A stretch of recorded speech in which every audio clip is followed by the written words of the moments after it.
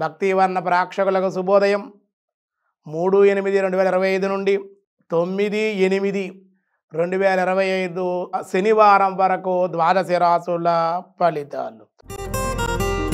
ముందుగా మేషరాశి. మేషరాశి వారికి ఈ వారం స్వల్పంగా కుటుంబ కలహాలు, ప్రయాణాల్లో ఆటంకాలు, ఆస్తి తగాదాలు, పనుల్లో ఒత్తిడి, స్త్రీ మూలకంగా పరిచయాలు, సంగీత సాహిత్యాది కళలయందు ఆసక్తి ఎక్కువగా ఉండే అవకాశాలు ఉన్నాయి. నూతనమైన విలువైన వస్తులాభాలు, బంధుమిత్రుల యొక్క కలయిక, శుభకార్యాల్లో పాల్గొనే అవకాశం ఉంది. దానివల్ల ఆనందంగా ఉండే అవకాశం. మరింత అనుకూలంగా ఉండడం కోసం మహాలక్ష్మి అమ్మవారి యొక్క ఆరాధన, దర్శనము, లక్ష్మీదేవి నారాయణమూర్తి దర్శనం చేయండి. అన్ని విధాలుగా మీకు ఈ వారం అనుకూలంగా ఉంటుంది. తదుపరి వృషభ రాశి. వృషభ రాశి వారికి ఈ వారం సాంఘికంగా గౌరవ మర్యాదలు, స్థిరాస్తులు కలిసి వచ్చుట, ధనలాభం, ఉద్యోగ ప్రాప్తి, కుటుంబ సభ్యులతో మనస్పర్ధలు, అనారోగ్య సమస్యలు స్వల్పంగా ఉండే అవకాశం ఉంది. కానీ వారం మధ్యలో ధనలాభం బాగుంటుంది. దానివల్ల ఆనందంగా ఉండగలుగుతారు. ఉద్యోగ ప్రాప్తి కూడా ఉండే అవకాశాలు ఉన్నాయి. కుటుంబంలో మనస్పర్ధలు ఉన్నప్పటికీ వారాంతంలో అవి సమసిపోయే అవకాశం ఉంది. ధనానికైతే ఇబ్బందులు ఉన్నాయి. లక్ష్మీ పద్మావతి వెంకటేశ్వర ఆరాధన, విష్ణు సహస్రనామ పారాయణ చేయండి. అన్ని విధాలుగా మీకు ఈ వారం అనుకూలంగా ఉంటుంది. తదుపరి మిథున రాశి. మిథున రాశి వారికి ఈ వారం తలచిన కార్యాలన్నీ స్వల్ప ఆటంకాలతో పూర్తవుతాయి. దానివల్ల ఆనందంగా ఉండగలుగుతారు. కాకపోతే ఆదాయం ఎంత వచ్చినప్పటికీ కూడా ఆదాయానికి మించిన ఖర్చులు కూడా ఉండే అవకాశాలు, కొంచెం బంధువులతోటి, బయట వ్యక్తులతోటి కూడా మాట పట్టింపులు ఉండే అవకాశం, సమయానికి నిద్ర లేకపోవడం, సమయానికి తిండి లేకపోవడం వల్ల మానసిక అశాంతికి గురవుతారు. బంధువులతో విరోధాలు, కొంత నష్టం ఉంది. శారీరకంగా అనారోగ్య సమస్యలు కొంచెం ఇబ్బంది పెట్టే అవకాశం ఉంది. మీరు రుద్రాభిషేకం చేయించుకోవడం సోమవారం రోజున, అలాగే గోసేవ కూడా చేయండి. అన్ని విధాలుగా మీకు అనుకూలంగా, విష్ణు సహస్రనామ పారాయణ కూడా గురువారం చేయండి. అన్ని విధాలుగా మీకు అనుకూలంగా ఉంటుంది. తదుపరి కర్కాటక రాశి. కర్కాటక రాశి వారికి స్వల్పంగా బీపీ, షుగర్ వంటి వ్యాధుల వల్ల ఇబ్బందులు, బంధుమిత్రుల వల్ల కలహాలు, దానివల్ల ఉద్రేకపడే అవకాశాలు, షుగరు బీపీ పెరిగే అవకాశాలు, కుటుంబ వ్యవహారాల్లో జాగ్రత్తగా ఉండాలి. రాని బాకీలు ఏమన్నా వసూలయ్యే అవకాశాలు ఉన్నాయి. ధనాదాయం బాగుంటుంది, సుఖ సౌఖ్యాలు ఉంటాయి. కానీ చెడ్డ స్నేహితుల వల్ల ఇబ్బందులు, గౌరవభంగం కలిగే అవకాశాలు ఉన్నాయి. మనస్సు స్థిమితంగా లేకుండా ఉంటుంది. అకారణమైన కలహాలు, చికాకులు ఉండే అవకాశాలు ఉన్నాయి. మనసు ప్రశాంతంగా ఉంచుకోండి. ఆదిత్యాది నవగ్రహ స్తోత్ర పారాయణ, ఆదిత్యాది నవగ్రహాలకి అభిషేకం చేయించండి. గుళ్ళో బట్టలు కట్టి చక్కగా ఆయా ధాన్యాలు 9 గ్రహాల దగ్గర 9 దీపాలు పెట్టండి. 9 ప్రదక్షిణాలు చేయండి. చక్కగా మీకు అన్ని విధాలుగా అనుకూలంగా ఉంటుంది. తదుపరి సింహరాశి. సింహరాశి వారికి ఈ వారం అకారణ కలహాలు, స్థాన మార్పులు, స్థానచలనం ఉంటుంది. మన ఉద్యోగంలో, వృత్తిలో కూడా, వ్యాపారాల్లో కూడా ఉండే అవకాశాలు. విద్యార్థి విదేశీ ప్రయాణాలకు అవకాశం. కానీ నమ్మిన వారి వల్ల కొన్ని మోసాలు, దగా కూడా జరిగే అవకాశాలు, కొన్ని ప్రయాణాలు వాయిదా పడిపోయే అవకాశం కూడా ఉందన్నమాట. కొంతమందికి ప్రయాణాల్లో వస్తువులు విలువైన పోగొట్టుకోవడం కానీ, ఎవరైనా తస్కరించే అవకాశాలు కానీ ఉన్నారు. జాగ్రత్తగా ఉండాలి. చోరాగ్ని భయం ఉంది. శారీరక ఆరోగ్యం మటుకు బాగానే ఉండి ఉత్సాహంగా ఉంటారు. ధనం అయితే జాగ్రత్తగా ఉంటుంది. కానీ ధనము, వస్తువులు, విలువైన వస్తువులు, పత్రాలు ఇలాంటివి ఎక్కడ ప్రయాణం చేసే సమయంలో కానీ, ఇంట్లో అయినా సరే జాగ్రత్తగా ఉంచుకోవడం వల్ల మీకు అన్ని విధాలుగా అనుకూలంగా ఉంటుంది. మరింత అనుకూలంగా ఉంటుంది. సుబ్రహ్మణ్యేశ్వర ఆరాధన, హనుమద్ ఆరాధన, హనుమద్ దర్శనం, సుబ్రహ్మణ్యేశ్వర ఆలయ దర్శనం చేయండి. అన్ని విధాలుగా మీకు అనుకూలం. తదుపరి కన్యారాశి.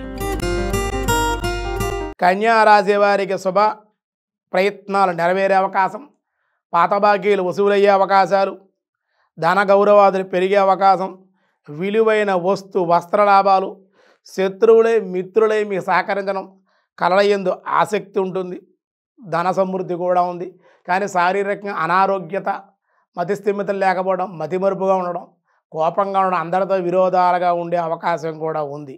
కనుక నవగ్రహ స్తోత్ర పారాయణ, ఇష్టదేవత ఆరాధన, దర్శనము కూడా మీకు మేలు చేసే అవకాశం ఉంది. తదుపరి తులారాశి. తులారాశి వారికి ఈ వారం తలచిన పనులు తలచినట్లుగానే నెరవేరే అవకాశం, గృహంలో శుభకార్య ఆనందాలు, కోర్టు వ్యవహార అనుకూలతలు, స్త్రీ సహాయం, ధన గౌరవాదులు పెరిగే అవకాశం, సంఘంలో కానీ బంధువర్గంలో కానీ మీ విలువ పెరిగే అవకాశం, కుటుంబంలో శుభకార్యాలు మీ చేతుల మీదుగా కూడా జరిగే అవకాశాలు కూడా ఉన్నాయన్నమాట. శుభకార్యాల్లో బంధుమిత్రుల్ని కూడా కలుసుకునే అవకాశం ఉంది. మరింత అనుకూలంగా ఉండడం కోసం కర్కాటక రాశి వారు చక్కగా లక్ష్మీ గణపతి యొక్క ఆరాధన, దర్శనము కూడా మేలు చేసే అవకాశం ఉంది. తదుపరి వృశ్చిక రాశి. వృశ్చిక రాశి వారికి కుటుంబంలో పెద్దవారితో అనారోగ్య సమస్యలు, అలాగే కొన్ని వ్యవహారాల్లో నష్టాలు ఉండే అవకాశాలు ఉన్నాయి. అనుకున్న పనులు నెరవేరలేకపోవడం కానీ విచారం, అనవసర ప్రయాణాలు, అనవసరపు ఖర్చులు కూడా ఈ వారం ఉండే అవకాశాలు. ఉద్యోగం విషయంలో కూడా జాగ్రత్తగా ఉండాలి. పై అధికారుల యొక్క ఆగ్రహానికి గురి అవ్వడం, మీకున్న ఉద్యోగం అంతా కూడా ఉష్పటక్ అని చెప్పి ఉద్యోగం పోయే అవకాశాలు, లేదా ఇష్టం లేని దూరమైన ప్రాంతాలు, మీకు ఇష్టం లేని ప్రదేశాలకి, దూర ప్రాంతాలకి ట్రాన్స్ఫర్ చేసే అవకాశం, బదిలీ వేటుపడే అవకాశాలు ఉన్నాయి. పై అధికారులతో కానీ మీ కింద పనిచేసే వాళ్ళతో కానీ కొంచెం జాగ్రత్తగా ఉంటేనే వృశ్చిక రాశి వారికి అనుకూలం. దానం విషయంలో కొంచెం ఇబ్బందులు ఉన్నాయి, కొంచెం జాగ్రత్తగా ఉండాలి. పొదుపుగా ఉండడం వల్ల అన్ని విధాలుగా మీకు యోగ్యంగా ఉంటుంది. మీరు సుబ్రహ్మణ్యేశ్వర, ఆంజనేయ ఆరాధన, హనుమాన్ చాలీస పారాయణ కూడా మీకు మేలు చేసే అవకాశం ఉంది. తదుపరి ధనస్సు రాశి. ధనుర్రాశి వారికి స్వల్పంగా అశుభ వార్తలు వినే అవకాశాలు, పరామర్శలు, శత్రువృద్ధి, శత్రువుల వల్ల ఇబ్బందులు, అన్నదమ్ములతోటి బంధువులతో విరోధాలు, చికాకుగా ఉండే అవకాశం, మీరు చేసే ఉద్యోగం కానీ లేదా ఊరు కానీ విడిచిపెట్టే స్థానచలనం ఉండే అవకాశాలు, ఇతర ప్రదేశాలు వెళ్ళే అవకాశాలు ఉంటుంది. మానసిక అశాంతికి గురి అయ్యే అవకాశాలు ఉన్న ఇబ్బందులు, మీరు మంచి చేసినా సరే ఎదుటి వాళ్ళందరికీ చెడుగా ఉండే అవకాశం, మీరు పాజిటివ్గా మాట్లాడినా అవతల వాళ్ళు నెగిటివ్గా అర్థం చేసుకోవడం, ఎవరు కూడా బయట వ్యక్తులు కానీ ఇంట్లో వాళ్ళు కానీ మిమ్మల్ని అర్థం చేసుకోలేకపోవడం, మీకు ఎవరు సహాయం చేయలేకపోవడం, దానివల్ల మానసిక అశాంతికి గురి అవుతారు. ఇదేమిట్రా మనం మంచితరంగా ఉన్న మన కుటుంబ సభ్యులే ఇలా వ్యతిరేకంగా, ఇంత స్వార్థంగా, ఇంత అసూయగా, ఇలా ఈర్ష్యాద్వేషాలతో ఉంటున్నారేమిటా అనే బాధ మీలో ఉంటుందన్నమాట. మరింత అనుకూలంగా ఉండడం కోసం రుద్రాభిషేకం చేయించిన, అమ్మవారికి కుంకుమార్చన, నవగ్రహ ఆరాధన చేయండి. పరమశివుడికి రుద్రాభిషేకం వల్ల మీకు మనసు ప్రశాంతంగా ఉంటుంది, అలాగే చికాకులు కూడా తగ్గే అవకాశం ఉంది. తదుపరి మకర రాశి. మకర రాశి వారికి ఈ వారం కుటుంబంలోని వారికి అనారోగ్య సమస్యలు, ఉదర సంబంధమైన బాధలు, నమ్మిన వారే మిమ్మల్ని నమ్మక ద్రోహం చేసేవాళ్ళు, అన్య స్త్రీ పరిచయాలు ఉండే అవకాశాలు ఉన్నాయి. భార్యాభర్తల మధ్యన కానీ, ఉద్యోగస్తుల మధ్య కానీ, జాయింట్ వ్యాపారస్తుల మధ్య కానీ మనస్పర్ధలు, స్నేహితుల మధ్యలో కానీ జాయింట్ వ్యాపారులతో కానీ మనస్పర్ధలు ఉంటాయి. దానివల్ల చికాకులు, పై అధికారుల భయం, ఉద్యోగం ఉంటుందో ఊడుతుందో అనే భయం కూడా ఉంటుందన్నమాట. కాబట్టి పెద్దవాళ్ళతో కానీ ఎదుటి వాళ్ళతో మాట్లాడేప్పుడు సంయమనం పాటించడం, కొంచెం తగ్గే మాట్లాడితే కానీ అన్ని విధాలుగా మీకు అనుకూలంగా ఉంటుంది.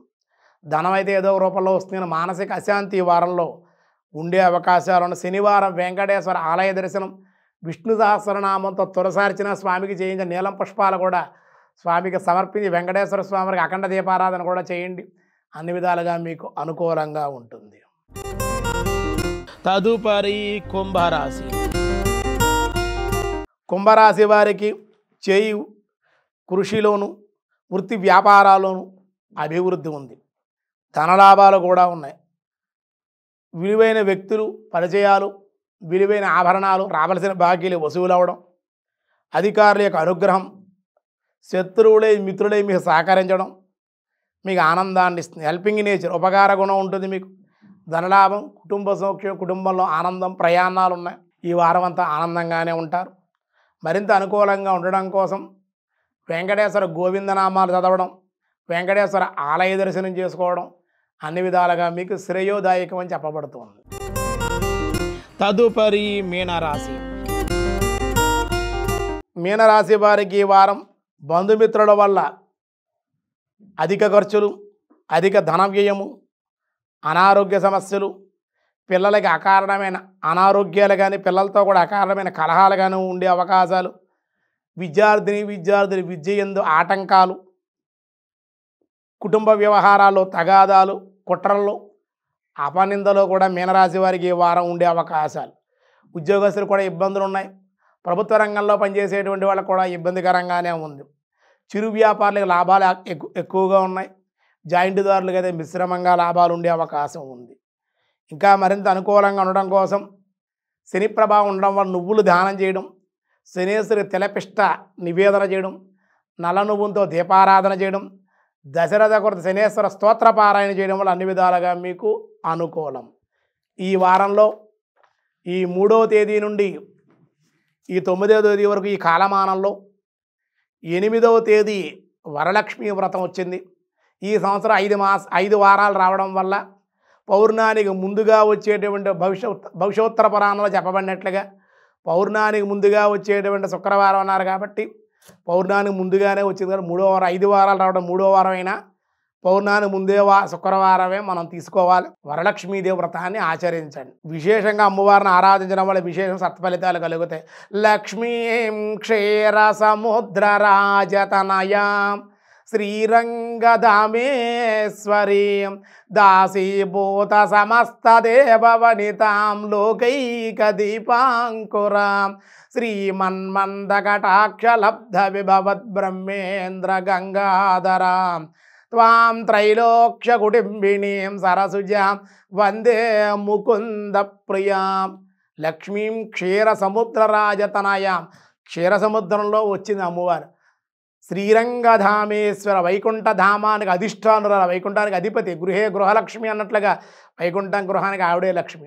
దాసీభూత సమస్త దేవవనితాం, సమస్త దేవతలు కూడా దాసీల్లో సేవలు చేస్తారు అమ్మవారు లక్ష్మీదేవి. లోకైక దీపాంకురాం, లోకాలకంత దీపంలాగా ఆవిడ వెలుగొందుతాం. శ్రీమన్మందకటాక్షలబ్ధ విభవద్ బ్రహ్మేంద్ర గంగాధరాం, బ్రహ్మగారు శివుడు కూడా అమ్మవారిని విశేషంగా ఆరాధిస్తున్నారు. త్వాం త్రైలోక్య కుటుంబిని, 3 లోకాలు ముల్లోకాలలో కూడా సరసిజా వందే ముకుంద ప్రియా, నిన్ను ఆరాధిస్తున్నారమ్మ ముల్లోకాల్లో. విష్ణుమూర్తి నారాయణ ప్రియమైన ఓ మహాలక్ష్మి వరలక్ష్మి నీకు నమస్కారం అని చెప్పి లక్ష్మీదేవిని సౌభాగ్యవతులందరూ కూడా ఆరాధించాలి. అలాగే చిన్నపిల్ల మీ ఇంట్లో ఉండే ఆడపిల్లని కూడా పక్కన కూర్చోబెట్టి చక్కగా మీరు వ్రతం చేసుకుని ఆ కంకణం ఆ తోరణం కూడా పిల్లకు కూడా కట్టాలి. 9 సూత్రాల గల తోరణాన్ని దక్షిణహస్తాన్ని ధరించాలి. అలాగే శనగలు ఇస్తూ ఉంటారు. ఈ శనగలు ఏం చేయాలో తెలియదు. శనగలు తింటే ఆడవాళ్ళకు ఋతుక్రమణ దోషాలు తొలగుతాయని, ఆడవాళ్ళ ఐరన్ బాగా శరీరంలో శక్తి వస్తుందని శనగలు నానబెట్టి మొలకలు వచ్చిన శనగలు తింటే ఆయుర్వేదం, ఆధ్యాత్మికత, భక్తి ఇవన్నీ మన తెలుగు పూజల్లో ఉంటాయి. శనగలు తినడం వల్ల అంత లాభం ఉంది. పచ్చివి తింటే ఇంకా మంచి, వేయించుకు తిన్నా పర్వాలేదు, తప్పులేదు. ఏమండి, కాళ్ళగా పసుపు రాసుకోవడం వల్ల ఎంత మీరు గచ్చులోను ఎంత టైల్స్ వేసుకున్నప్పటికీ కూడా ఈ వర్షాకాలం కాళ్ళు మురిసిపోతూ ఉంటాయి.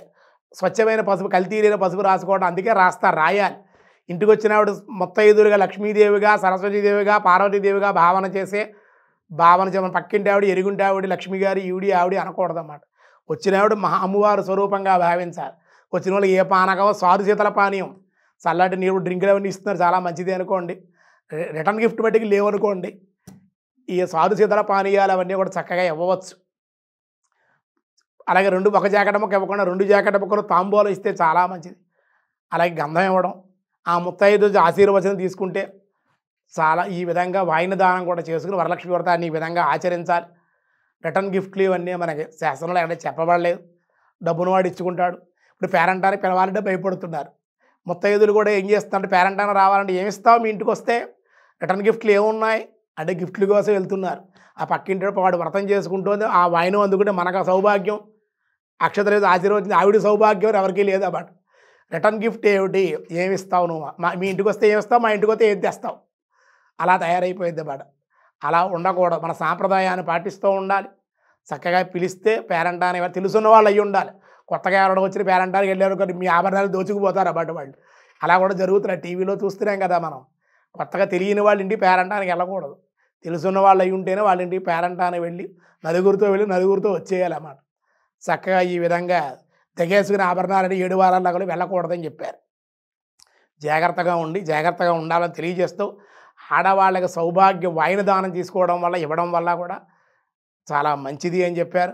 వరలక్ష్మి వ్రతం చేసే సౌభాగ్యం, సంతానం, కుటుంబంలో చికాకులు, దారిద్ర్య బాధలు తొలగి ధన సమృద్ధి కలుగుతుంది, ఉద్యోగ లాభం, వ్యాపార లాభాలు, విద్యా లాభం, గృహంలో ఆహార పదార్థాలకి దేనికి లోటు లేకుండా సమృద్ధిగా లక్ష్మీదేవి సంపదలు ఇస్తుంది. కాబట్టి ప్రతి శుక్రవారం చేయాలి, లక్ష్మీదేవి ఆరాధించుకోవాలి. వరలక్ష్మి వ్రతం అంటే సంవత్సరానికి ఒక్కసారి వస్తుంది కాబట్టి మనకి వరాలు ఇచ్చేటువంటి సౌభాగ్యాన్ని ఇచ్చే వ్రతం కాబట్టి ఆచరించి తీరాలి. 8వ తేదీ. ఇక 9వ తేదీ వికనస జయంతి. కొన్ని కోట్ల సంవత్సరాల క్రితం మొదటి సృష్టి ప్రారంభమైన సమయంలో బ్రహ్మగారి వికనస మహర్షి, తర్వాత బ్రహ్మ అవతరించాడు. వికన మహర్షి శిష్యుడు పరాశరుడు శిష్యుడు వ్యాసుడు, ఇలా పరంపర వచ్చిందన్నమాట. ఆ వికనస మహర్షి గురించి చాలామందికి తెలియదు. చెగంటాయని చెప్తూ ఉంటారు, ఇంకెవరికి తెలియదు చాలామంది. ఆ వికనస మహర్షి ఆయన చెప్తూ ఉంటారు. కాబట్టి వికనస మహర్షి చాలా ప్రాచీనమైనటువంటి వాడు, కొన్ని కోట్ల సంవత్సరాలు. ఈవేళ మనం పూజలు చేసుకుంటుంటే ఆయన దయ్యే. ఈ వేదాలు వ్యాసుడి కన్నా ముందే ఆగమాలుగా కొంత తెలియజేశాడు ఆయన. తర్వాత వ్యాసుడు వారు వచ్చి ఆయన శిష్యుడే కాబట్టి వ్యాసుడు ఆయన విభజించాడు. అటువంటి వికనస మహర్షి దేవాలయాల అర్చనా విధానాన్ని అంతా కూడా వైఖానస ఆగమ శాస్త్రాన్ని నిర్దేశించి ఈ విధంగా ఇప్పటి తిరుమలలోను, ద్వారకా తిరుమల, ఇలా అనేక వైఖానస క్షేత్రాల్లో ఇప్పటికి కూడా మనకి ఆ వైఖానస ఆగమ శాస్త్రం అనుసరించి ఆరాధన జరుగుతున్న స్వామికి ప్రీతి అన్నమాట. అటువంటి వికనస మహర్షి జయంతి. నైమిసారణ్యంలో వికనస మహర్షి శ్రావణ మాసంలో శుక్లపక్షం రోజున ఈయన ఈ విధంగా పౌర్ణమి రోజున నైమిసారణ్యానికి ఆత్మయోనిం స్వయంజాతో వైఖాన సామగాయన, ఆత్మనే యోనిగా చేసి వికరణ మహర్షిగా నైమిసారణ్యం వచ్చి అక్కడి నుంచి ఆయన ఈ విధంగా వైఖానసాన్ని విస్తరింప. ఈవేళ దేవాలయాల అర్చకులు కూడా వైఖానసులు ఎక్కువగా ఉంటారు. ప్రాచీనమైనటువంటి ఇప్పటికి కూడా స్వామికి వాళ్ళు అర్చన చేస్తే ప్రీతి మన ఇష్టం. వైకుంఠంలో బాగా సేవ చేసి చేసి చేసి అటువంటి వాళ్ళు భూలోకంలో వైఖానసులుగా జన్మింపచేశాడు. చాలామంది వైష్ణవులు అవన్నీ శంకుచక్రాలు వేసుకుంటూ ఉంటారు. వైఖానసులకు అవసరం లేదు. తల్లి గర్భంలో ఉండగానే పాయసంలో శంకుచక్రాలు వేసి తినిపిస్తారు. ఆ పుట్టే పిల్లాడికి ఎవరికి ముద్రికలు వెయ్యక్కాల, పుట్టే పిల్లవాడికి శంకుచక్రాలు వస్తాయి. నాకు కూడా వచ్చాయి. శంకుచక్రాలు పుట్టగానే వచ్చేస్తాయి అన్నమాట. తర్వాత కొంతకాలానికి తొలగిపోతాయి. ఆ శక్తి మనం చూడొచ్చు అన్నమాట పుట్టిన తర్వాత వైఖానస పిల్లలకి. ఆ కార్యక్రమం భారింతరాలుగా మన ప్రెగ్నెన్సీలో ఉండగా శ్రీమంతం అని చేస్తూ ఉంటారు. ఆ సమయంలో ఈ పాయసంలో ఆ ముద్రికలు వేస్తే ఆ పాయసం తింటేనే కలిపేస్తారు. మొత్తం పాయసం తినేస్తే పుట్టే పిల్లాడు శంకుచక్రాలతో విష్ణాంశ సంభూతంగా పుడతాడు. కాబట్టి వాళ్ళు వైఖానసులు అన్నారు. వికనస జయంతి అయితే 9వ తేదీ. అలాగే ఆ రోజునే మనకి హయగ్రీవ జయంతి, జ్ఞానాన్ని ఇచ్చేటువంటి వాడు. జ్ఞానానందమయం దేవం నిర్మల స్ఫటికాకృతం ఆధారం సర్వ విద్యానం హయగ్రీవ ఉపాస, వేదాలను కాపాడేటువంటి హయగ్రీవుడు జ్ఞానస్వరూపుడు అన్నారు. అలాగే జంధ్యాల పౌర్ణమి, యజ్ఞోపవేతాలు ఎవరికైతే అర్హత ఉందో వాళ్ళే మార్చుకోవాలి. మిగతా వాళ్ళే గాయత్రీదేవిని ఆరాధించాలి. దీనే రక్షాబంధన దివస్ అన్నారు. మన వాళ్ళు రాఖీ పండుగ అంటున్నారు. అసలు పేరు రక్షాబంధనం దివసం ఆ రోజు. కాబట్టి అన్నా చెల్లెల అనుబంధానికి, అక్కా తమ్ముళ్ళ అనుబంధానికి ప్రతీకగా ఈ రాఖీ రక్షాబంధనాన్ని కట్టి అన్నగారు ఆశీర్వచనం లేదా అక్కగారు తమ్ముడు కట్టాలి. వాళ్ళకి ఏదో బహుమతులు ఇస్తే వాళ్ళు అక్క చెల్లి మన ఆడపడుచులు గౌరవించడం మన సాంప్రదాయం కాబట్టి అలా ఇవ్వడం సంతోషం. వాళ్ళు కూడా అన్నగారిని పిలిచి భోజనం పెట్టడం లేదా ఒక స్వీటో ఏదో వాళ్ళు కూడా ఇస్తారన్నమాట. ఈ విధంగా రక్షాబంధన దివసం అన్నారు. దీన్ని రాఖీ పండుగ అన్నారు. జంధ్యాల పౌర్ణమి అన్న యజ్ఞోపవేతాలు మార్చుకునేటువంటి రోజుగా చెప్పారు. ఈ వారం ఇవన్నీ కూడా ఆచరించి శ్రవణ పౌర్ణమి కాబట్టి ఈ వారంలో ఇవే రెమెడీగా మీకు చెబుతూ వికనస మహర్షి ఆరాధన, హయగ్రీవుడి యొక్క ఆరాధన, అలాగే రాఖీ పండుగని కూడా మీరు ఈ రక్షాబంధన దేవస్థానం కూడా ఆరాధన చేసుకుని అందరం ఆనందంగా ఉండాలి, ఇవన్నీ పాటించాలి అని చెప్పి భక్తివరం ద్వారా మీకు తెలియజేస్తూ సర్వే జనా సుఖినో భవంతు సమస్తన్మంగళాని సంతు లోకా సమస్త సుఖినో భవతు. భక్తివన్ తెలుగు వన్ తరపున వికనస జయంతి మరియు రాఖీ పౌర్ణమి శుభాకాంక్షలు, శుభ ఆశీస్సులు.